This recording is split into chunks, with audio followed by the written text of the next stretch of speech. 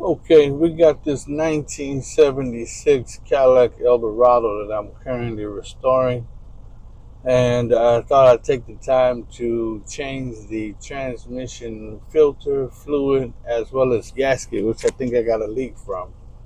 Currently, the car is sitting on 4 jacks in the garage, so I thought I'd take the time to do this, although I wasn't experiencing any kind of mechanical issues when I did drive it.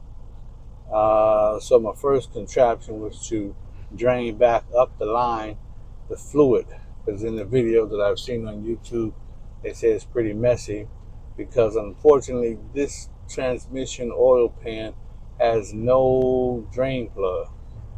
So this was working. It filled up that little ocean spray bottle to capacity, and so I'm thinking I'm halfway there, but no, it kept flowing out. So I had to go get the big oil container, mix all the motor oil with fluid oil, but dump that back at O'Reilly's. So I positioned that right underneath the pan and got to unscrewing some of the bolts.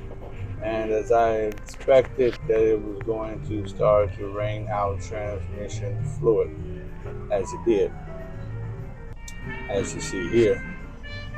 So you gotta let that just drain and unloosen, drain a little bit more, unloosen a little bit more, until there's no more flowing, but that pan will still be filled with transmission fluid.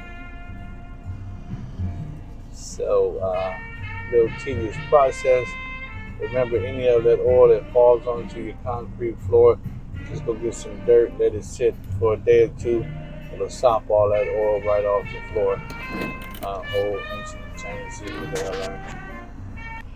So while the pan was down, unfortunately, I didn't have the camera running when I was cleaning out the internals of the pan, but there will be a pie crust soot that will lay on the bottom of that. That's what you don't want to get sucked back up. So it is good to change this every so often. I can't give you the time frames, but clean that out.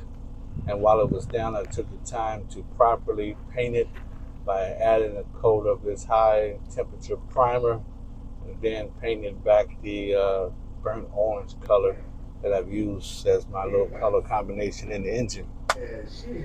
Going to O'Reilly, getting the filter, the gasket. As you see, that is the old filter, rather clean, but that is the old filter. And they sell the replacement filter. You're unable to see exactly how that actually works on the internals of that filter, but you know, one is old, one is new, so go with that. Then inside is the pan gasket. Um, However, with the recommendation from a friend on the Facebook group who told me to also buy a transmission modulator that's here in this white box. Unfortunately, I bought this, but it is the wrong size to my transmission. If you see that and then see this, that is the part that it's supposed to replace, but mine is a lot bigger. So, after you clean up everything, after you mount the bolts back in, trying not to over tighten any of the bolts. Um, you can use a little sticky to keep the gasket in place as you're putting it back up underneath there. Remember, this car is jacked on jack, so I have a little board I slide underneath to do all this stuff on ground level. But about the Valvoline recommended transmission fluid, this gallon, although would seem to be a lot, is not enough to fill the transmission level to the proper operation level. You have to fill this up, turn the car on, let it run, let it get warm, then check it while it's warm, and then fill it up according to the dipstick. So, at least I now have a calendar date of when the fluid and filter was changed. For future times, when it's time to do this again, I can say when I did it, how many miles I put on it, and be able to do it again.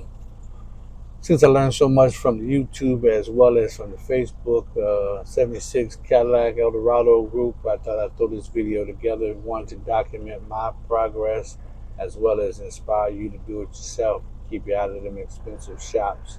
You can do it. A little messy, but nothing to it but to do it. Thanks for watching.